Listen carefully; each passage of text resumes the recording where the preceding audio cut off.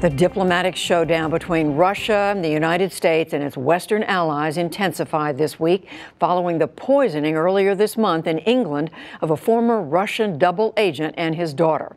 The expulsions of alleged Russian spies by more than 20 nations and the retaliation by Moscow came amid a national tragedy there, last Sunday's deadly fire in Siberia. As Nick Schifrin reports, relations between Russia and the West have reached yet another new low. Today, Russia tested a new intercontinental ballistic missile it claims can elude U.S. missile defense. But Russia can't elude the current crisis that's made U.S.-Russia relations more dangerous than at any point since the Cold War. Today, American diplomats packed their things outside the U.S. consulate in St. Petersburg.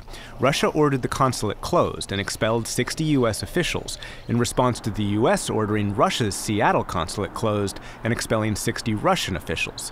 These are the most significant expulsions since 1986. I've just returned from meetings in Iceland with... But unlike 1986, when President Reagan expelled Soviet diplomats and held talks with the Soviet Union, today the world isn't bipolar, and the two sides have less interest in cooperation. And that makes things more difficult to solve, says Carnegie Moscow director Dmitry Trenin. For the United States, it is the fundamental Russian behavior that needs to change. For the Russians, however, the goal is a compromise achieved through the normal give-and-take process, and those two views are totally incompatible. President Putin and I have been discussing various things. President Trump expresses a desire to improve the relationship, but under the Trump administration, tension has increased. Over the Baltics, NATO jets have shadowed Russian ministers' planes, and Russian jets have rocked their wings to demonstrate they're armed. In Ukraine, the U.S. is sending offensive weapons to soldiers fighting against Russian-backed separatists. And in Syria, U.S. troops have fired on pro-Russian forces who had attacked them. This week, UN Secretary General Antonio Guterres called for the two sides to reduce the risk of escalation. Time for precautions of this sort, guaranteeing effective communication, guaranteeing capacity to prevent escalation. I do believe that mechanisms of this sort are necessary again.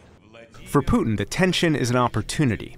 He's portrayed himself as the only leader strong enough to stand up to a powerful external enemy, but that doesn't mean he can ignore internal crises.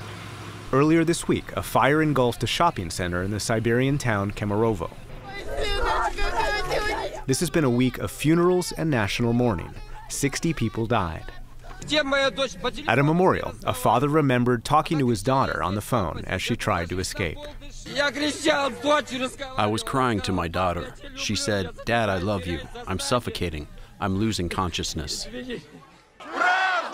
The tragedy sparked mourning, but also protests. Residents blame local officials because the mall's exits were blocked and the fire alarm disabled. So Putin visited Kemerovo to pay his respects and present himself as a benevolent leader, launching an investigation. He met with victims' families, letting them interrupt and question him. He portrayed himself as authentic and local officials as corrupt. 100 investigators are working on this case. They will inspect the whole chain of command. Putin is an accomplished politician who has been very successful over the past 18 years.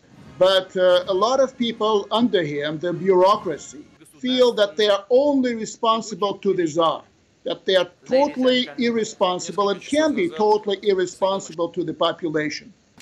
Putin's critics accuse him of facilitating the kind of low-level corruption and ineffectual local governance that led to the fire.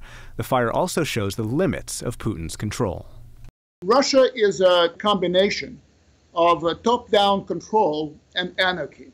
Much of the issues around Russia is not the poor management which exists on behalf of the authorities. It's also lawlessness and lack of responsibility among ordinary people. Those ordinary people direct their ire at the local government, as Putin portrays himself as confronting local corruption and simultaneously an aggressive West. The U.S. is considering further escalation. Russia maintains blanket denials.